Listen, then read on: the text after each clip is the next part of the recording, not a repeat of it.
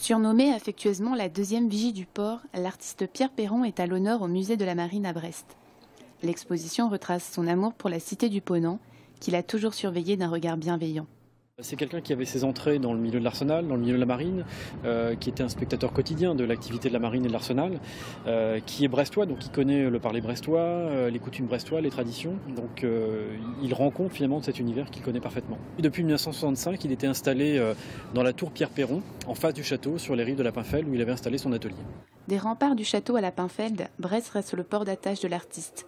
Ancien peintre officiel de la Marine nationale, sa ville natale ne cessera de l'inspirer.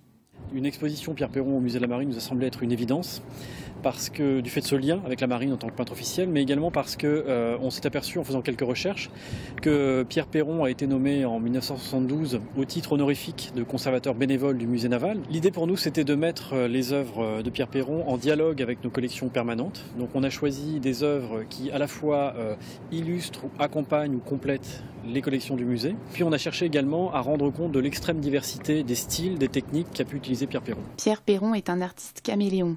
Auteur, illustrateur, publiciste, il s'est même improvisé créateur de foulards pour la maison Hermès, pour le plus grand bonheur de toutes.